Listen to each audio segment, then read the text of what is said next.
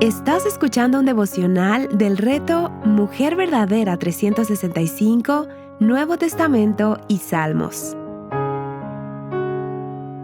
Día 213, Salmo 109, escrito y leído por Mónica Valadez de Sandoval.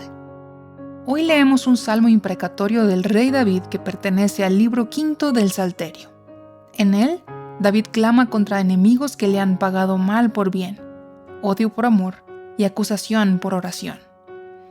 Este salmo no nos enseña a odiar personalmente a nuestros enemigos, sino a confiar en que Dios juzgará el mal con justicia perfecta. El dolor de ser acusado injustamente.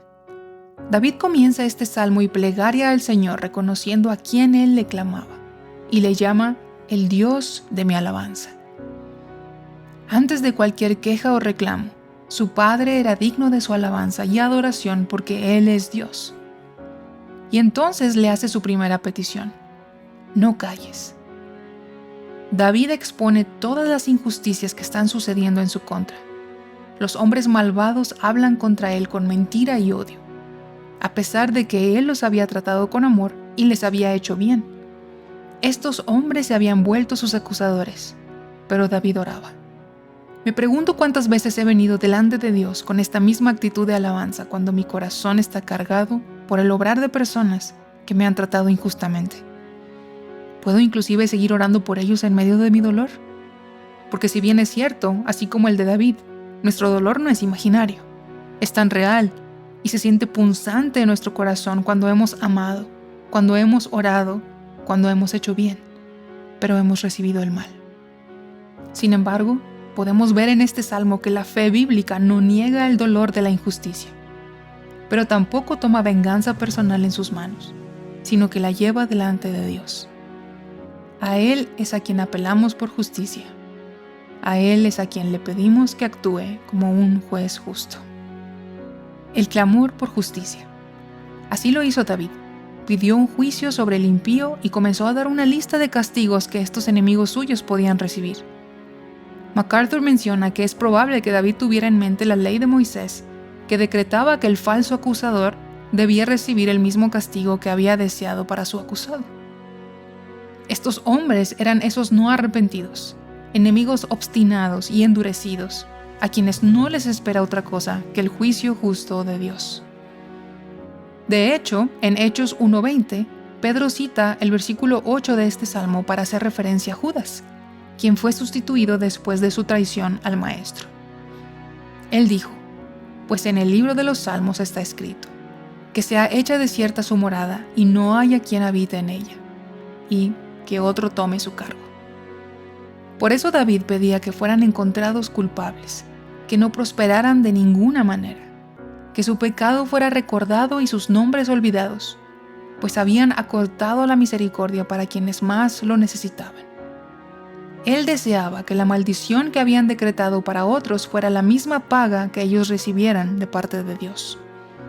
Y este rey, siervo de Dios, oraba así porque sabía que la justicia le pertenece solamente al Señor, y nuestro Padre no es indiferente a la aflicción de sus hijos.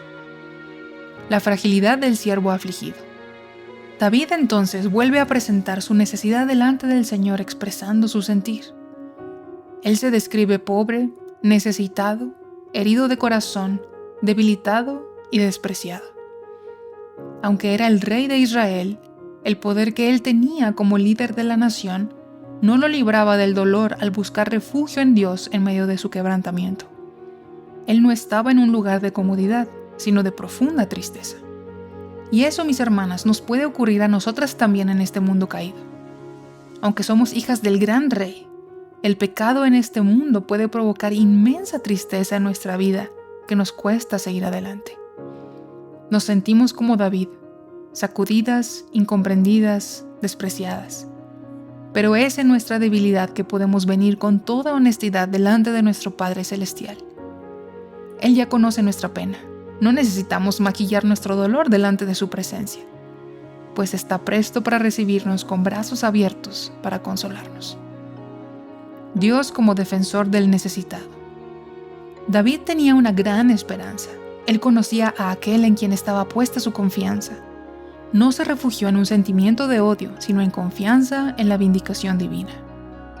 El salmista sabía que podía acudir por ayuda a su Señor, el soberano sobre todo, que su Dios era misericordioso y tenía una mano fuerte para socorrerlo, que de su buen pastor venía la bendición, que él podía alegrarse y alabar en medio de su dolor al ver la mano justa de Dios, que podía confiar que su Dios estaría cerca de él en su necesidad, listo para salvarlo de aquellos que condenaban su alma. Así, David sufrió traición y acusación, pero sabiamente lo llevó delante de Dios en clamor y oración.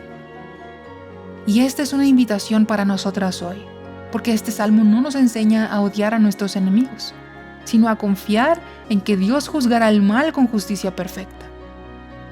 Cuando somos tratadas injustamente, no estamos llamadas a tomar venganza en nuestras manos, sino a llevar nuestra causa delante del Dios justo, confiando en que Él ve, juzga y defiende a los suyos. Es posible que la oración honesta no siempre suene bonita, pero siempre puede ser una expresión de fe delante de quien es el único capaz de socorrernos. Pero por encima de todas estas cosas, nuestro consuelo siempre es ver a Cristo, el justo sufriente. Porque, a diferencia de David y de nosotras, Él es el ejemplo por excelencia de confiar en el juez justo sin temor.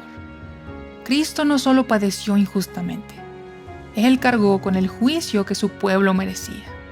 Él fue acusado falsamente, fue odiado sin causa, recibió mal por bien, fue traicionado por Judas, uno de sus 12 amigos cercanos.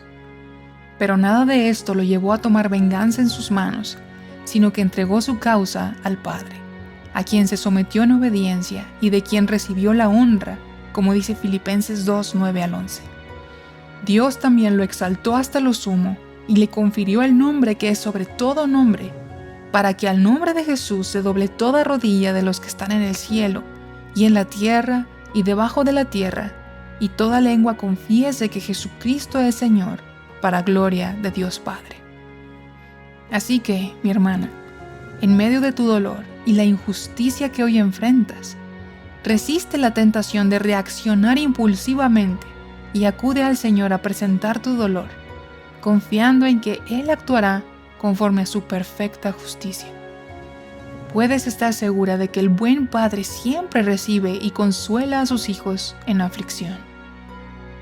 Para meditar, ¿llevas primero a Dios tu dolor en oración y alabanza? ¿Eres honesta delante de Dios acerca de tu sufrimiento? ¿Renuncias al deseo de hacer justicia por tus propias fuerzas y descansas en la certeza de que Dios ve, juzga y defiende a los suyos?